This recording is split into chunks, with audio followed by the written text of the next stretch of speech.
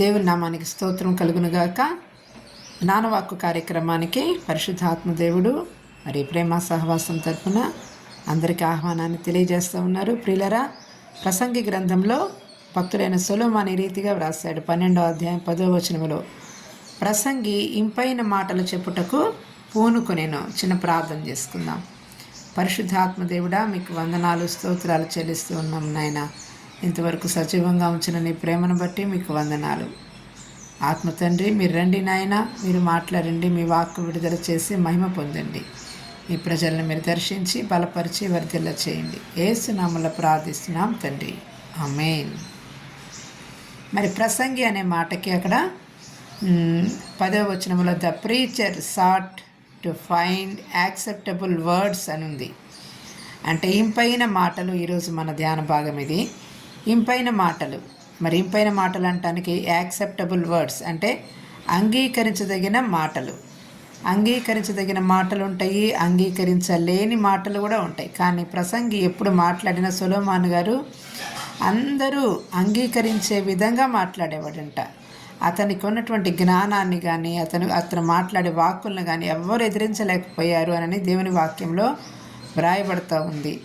మరి స్టెఫను గురించి కూడా మనం ఆ మాట చూస్తాం. అతడు మాట్లాడుచుండగా అతడు అగపరిచిన జ్ఞానమును, అతన్ని ప్రేరేపించిన ఆత్మను ఎవరు ఎదిరించలేకపోయేది. ఎందుకంటే దేవుని ఆత్మ ఎవరిలో అయితే నివసిస్తాడో వారు మాట్లాడే మాటని అంగీకరించి తీరాల్సిందే. నీ మాటలు ప్రజలు ధిక్కరిస్తున్నారు, వ్యతిరేకిస్తున్నారు అంటే లోపల ఆత్మ నింపబడలేదు అని అర్థం. ఆత్మ నిండుగా ఉంటే ఆత్మయే మాట్లాడతాడు. ఆత్మని ఆహ్వానిస్తే ఆత్మయే మాట్లాడతాడు.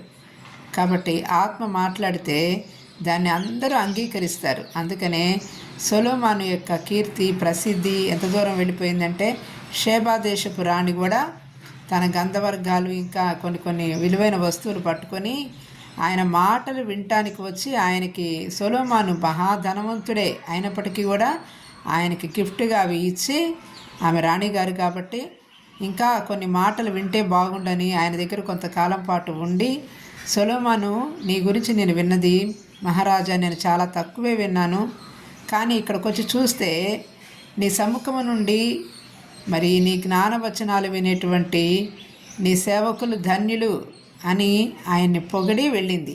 ఎందుకంటే ఆ యొక్క ప్రసంగి గారైనటువంటి సొలొమోను గారు చెప్పిన ఇంపైన మాటలకి ఆమె మనసు దాన్ని అంగీకరించకుండా ఉండలేకపోయింది. ఏ మాట మాట్లాడదామన్నా కానీ ఆయన చెప్పేటువంటి ఆన్సర్ ఆమెకు నచ్చింది. కాబట్టి ఇంపైన మాటలు తేనె పట్టు వంటివి, అవి ప్రాణమునకు మధురమైనవి అని రాస్తాడు సామెతల గ్రంథంలో. ఇంపైన మాటలు తేనె పట్టు లాంటివి. తేనె ఎవరైనా కానీ పెడితే వద్దు అని ఎవరు అనరు. ఎన్నిసార్లు మనకి కొంచెం పెడుతున్నా కూడా పిల్లలు కూడా చూడండి, కొంచెం నాకిస్తుంటే వాళ్ళు మన నాలుగు బయట చాపుకొని ఇంకా పెట్టాలి అన్నట్టు మనకి చూస్తూ ఉంటారు మన వైపున. కానీ అలాగ దేవుని వాక్యము జుంటి తేనె వంటిది. ఏ మాటైనా కాదనొచ్చు, కానీ దేవుని వాక్యాన్ని ఎవ్వరూ కాదని అనలేరు. ఎందుకని అంటే ఆ వాక్యానికి ఉన్న శక్తి అంత గొప్పది.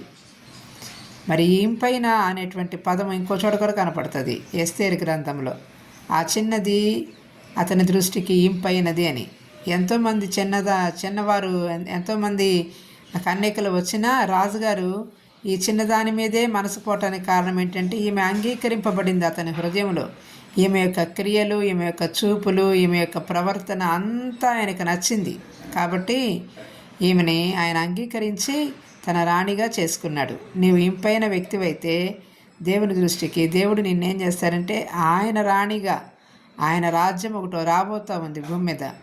కాబట్టి పరలోక రాజ్యము భూమి మీదకి రాబోతూ ఉంది 1000 ఏండ్ల పరిపాలనా కాలంలో. అప్పుడు నువ్వు రాజు అవుతావు, నువ్వు రాణి అవుతావు. కాబట్టి ఆయనతో పాటు నువ్వు ఉండాలి అంటే ఇంపైన మాటలు నీ నోట ఉండాలి, ఇంపైన మాటలు నీ హృదయంలో కూడా ఉండాలి. దేవుడి మాటలు దీవించునుగాక. ఆమేన్.